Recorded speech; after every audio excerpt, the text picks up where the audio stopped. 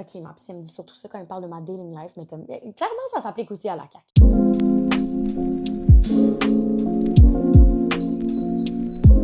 Vous avez vu ça passer, c'est bien certain. La CAQ a fait adopter une loi sous bâillon, puis là, les médecins sont fâchés. En gros, le ministre Dubé impose aux médecins de voir plus de patients par jour, donc d'augmenter leur productivité, sous menace de retenir une partie de leur salaire. Lui, il dit que ça va réduire les listes d'attente et que ça va faire en sorte que tous les Québécois aient accès à un médecin de famille. Les médecins, eux, disent que c'est irréaliste et inhumain de leur demander de soigner plus de monde que ce qui arrive déjà à peine à faire. Vu que je suis ni journaliste ni analyste, je vais vous donner mon opinion. Spoiler alert, je suis d'accord avec les médecins. Ce conflit-là, c'est super particulier parce qu'en général, les médecins sont considérés comme faisant partie des plus privilégiés de notre société. Et à plusieurs égards, ils le sont vraiment. Ils gagnent un salaire nettement supérieur à la moyenne. Ils ont un certain statut dans la société. C'est des gens qui imposent le respect. C'est donc des catégories de professionnels qui seraient censés être protégés comme des partis qui favorisent généralement l'élite. Ces personne n'est étonné qu'un parti d'hommes d'affaires méprise les locataires, mais les médecins sont comme censés être intouchables. Tu sais, je pense pas que je suis complètement dans le champ si je dis qu'il y a sûrement pas mal de médecins qui ont voté pour la CAQ aux dernières élections.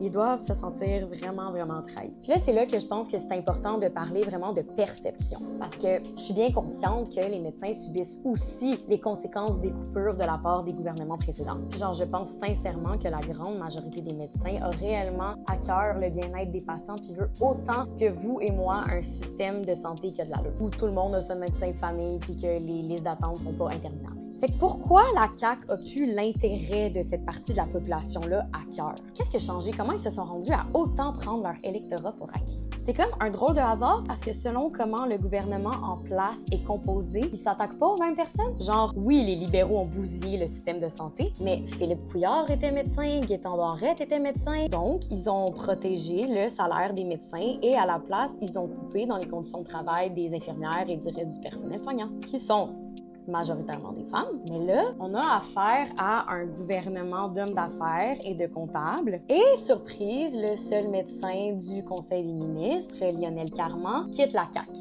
Ça s'invente pas. Puis ça crée un précédent tellement dangereux. D'habitude, j'haïs ça, les arguments de whataboutism puis de boîte de Pandore. Mais je pense que c'est aussi se mettre la tête dans le sable de penser que ce genre de loi-là, que je qualifie d'autoritaire, peut pas s'étendre à d'autres professions. Il arrive quoi quand on demande à ceux qui construisent nos ponts de construire plus vite, aux profs d'enseigner la matière en moins de jours, aux parlementaires de débattre des projets de loi en une nuit seulement? Parce que c'est ça aussi l'autre précédent que ça crée. Voter des lois comme ça en bâillon, c'est mépriser la démocratie. Tu sais, se faire élire au pouvoir, là, ça veut pas dire que tu peux faire n'importe quoi, n'importe comment. Parce que, de un, ces indicateurs de performance-là, ben, c'était pas dans les promesses électorales de la CAQ en 2022. Donc, personne n'a voté pour ça. Et de deux, il y a seulement 40% des électeurs qui ont choisi la CAQ. Donc, 60% des électeurs ont choisi d'être représentés par des députés de d'autres formations politiques, qui font donc partie de l'opposition. Et des députés d'opposition, ben, ça sert entre autres à surveiller le gouvernement, même quand ils sont majoritaires. C'est pour ça que quand le gouvernement dépose un projet de loi, il est étudié pendant des semaines, voire des mois, en commission parlementaire. Et c'est dans ce cadre-là que des groupes de la société civile peuvent venir se faire entendre et que les députés d'opposition peuvent proposer des amendements pour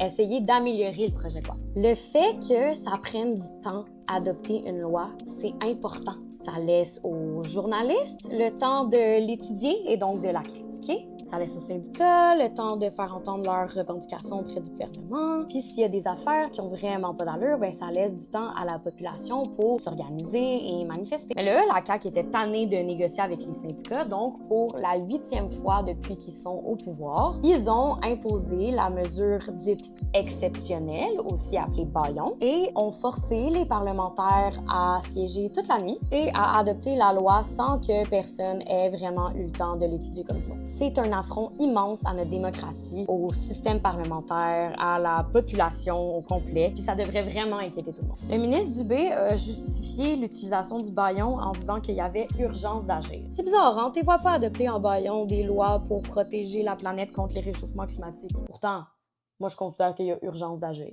Ma théorie, c'est que ce gouvernement-là est beaucoup plus intéressé par le résultat que par la démarche. Puis moi, j'ai appris en thérapie que c'est vraiment plus important de prioriser la démarche plutôt que le résultat. OK, ma psy, elle me dit surtout ça quand elle parle de ma dating life, mais comme clairement, ça s'applique aussi à la CAQ. Je pense qu'ils sont tellement obsédés par leur legs politique qu'ils veulent juste pouvoir montrer sur un petit papier qu'ils ont accompli quelque chose. Je pense que c'était ça, mettons, l'obsession de Legault avec Nordvolt, alors que tout le monde lui disait que c'est une mauvaise idée. Tu sais, oh my god, le troisième lien. Je pense sincèrement qu'ils veulent juste pouvoir pointer un pont dans 30 ans puis dire c'est moi qui ai fait ça. Puis je pense que Dubé, avec la réforme de Santé Québec, puis là maintenant la loi 2, il veut obtenir un résultat. Genre, je le crois quand il dit que son but avec ça, c'est que tous les Québécois aient accès à un médecin de famille. Il veut être celui qui a accompli l'impossible. Mais à quel prix? C'est quoi les conséquences que ça va avoir dans le réseau de la santé, dans l'exode des médecins, dans la relève professionnelle, dans la qualité de soins prodigués aux patients? Comme les médecins se tuent à le répéter depuis 2 semaines, il n'y a rien là-dedans pour les patients. Au nom de la productivité, moi aussi, j'en ai fait bien des affaires, puis ça m'a jamais mené à des bonnes places. Venant de quelqu'un qui fait de l'anxiété de performance,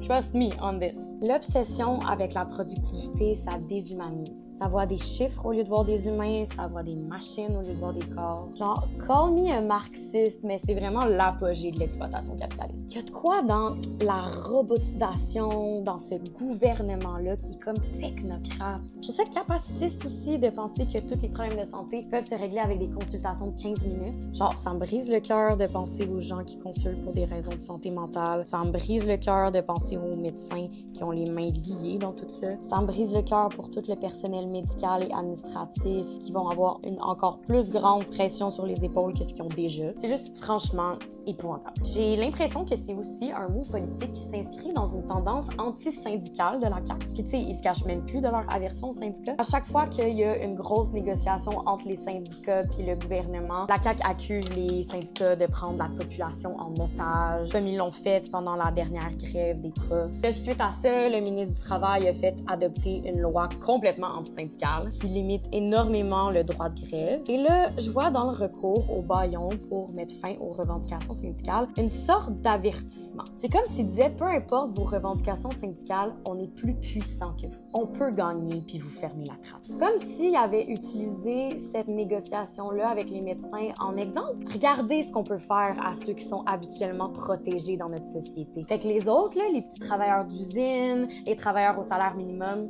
essayez même pas. On va vous écraser.